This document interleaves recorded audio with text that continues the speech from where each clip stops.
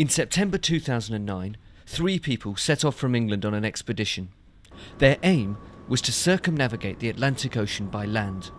Their route has taken them down through Europe, across the Sahara Desert, and deep into the tropical forests of West Africa. Along the way, they've been talking to climate scientists and experts, trying to understand the effects of climate change on the ocean's coastline. They have also been working with thousands of students around the ocean's edge, creating a network that allows pupils to share their own thoughts and ideas with each other. In January, they arrived in Ghana and met up with Dr. George Wiafe, a professor of oceanography at the University of Ghana, to ask him your own questions about climate change. Zoe W. at King's School Ely wants to know, do you believe climate change is real? And if you don't, what's the purpose of scaring people with news of floods and death? I believe climate change issues are real, but go beyond believing and say that factually it is real. There is recent evidence which shows that what we call greenhouse gases, carbon dioxide, methane, water vapor, and then nitrous oxides, these gases are increasing, and humans are contributing to this increment of these gases, and this is adding up to increase the level of temperatures. Thomas Kay, also at King's Ely, he says, do you think climate change is just a cycle that the Earth goes through? 30 years ago, people were talking about an ice age, but now they're talking about global warming. Climate change is a cycle. On its own, it's a cycle which occurs every 100,000 years, where we have glacial and then interglacial periods.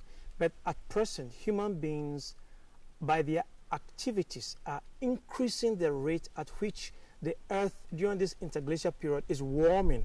Tim G. from Maclean's College in New Zealand says, why does everyone seem to be dead certain on the fact that humans are the cause of climate change?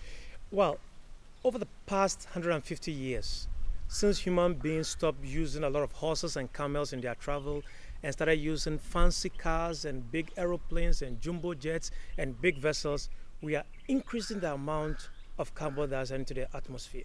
Since we started having big cities, we are clearing so much land, so much trees, and putting all these big cities there. So the Earth's capacity to absorb the carbon dioxide is low, but we are adding even more to the atmosphere, and this is increasing the Earth's temperature. Lucy C. at King's School Ely said, how does global warming affect the environment? The environment in equilibrium is okay, but when we begin to add greenhouse gases to it, it warms it beyond the level that the Earth can take. It affects animals, it affects the health of people, it affects what we grow, it affects water resources. Areas begin to dry out, and then, interestingly, it can lead to poverty, to war, because the resources are going. Jessica C. at Pilton the Bluecoat Church School in the UK asked, will climate change affect the animals? Climate change would definitely affect animals. All animals and plants live in areas that they can habit in equilibrium or comfortably. Temperature begins to rise, they begin to have discomfort, so they are not able to survive in their areas, and some animals can become extinct.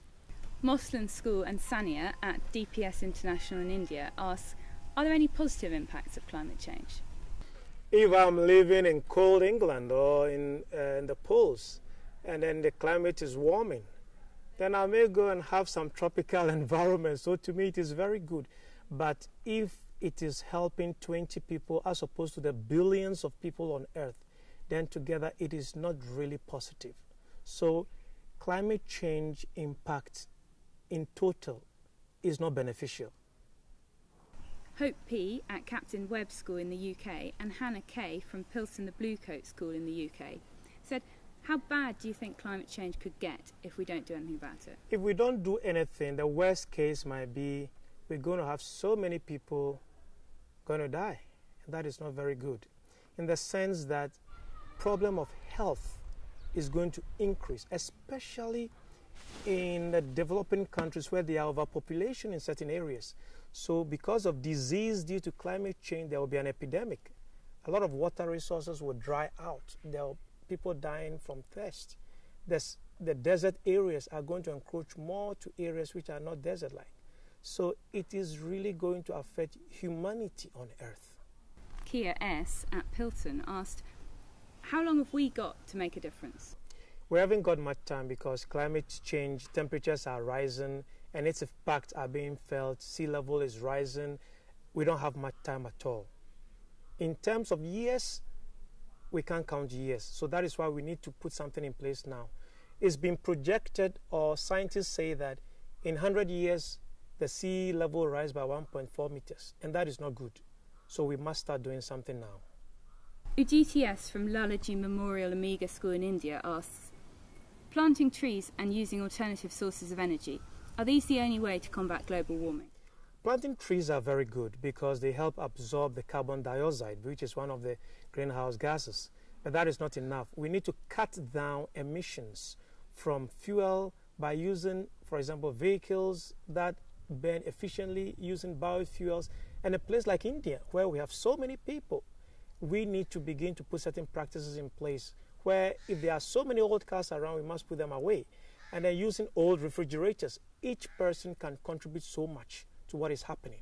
Felipe at St. Catherine's Moreland School in Argentina asks, what can we do at home to start solving the problem? We are all contributing to climate change. If I am not adding anything to climate change, but I'm keeping quiet and somebody is doing it, I'm still allowing something to go wrong. So all of us must work together to save our Earth. It's one Earth. Moslin School wants to know, are we at the point where it's too late to stop climate change? And should we be putting resources into dealing with the consequences? We are not too late in dealing with it. We must start and start now. Countries must sign on to all the international protocols that are happening now to help solve this problem. And it's important for each country to identify the most vulnerable areas and begin to put money away to solve it. For example, in many places where there are coastal areas, we're going to have issue of sea level rise, and coastal communities are going to be affected. And worldwide, most people live around the coastlines. So we must begin to put resources away to either defend our coastline, protect it, or adapt to what is happening. It is very critical.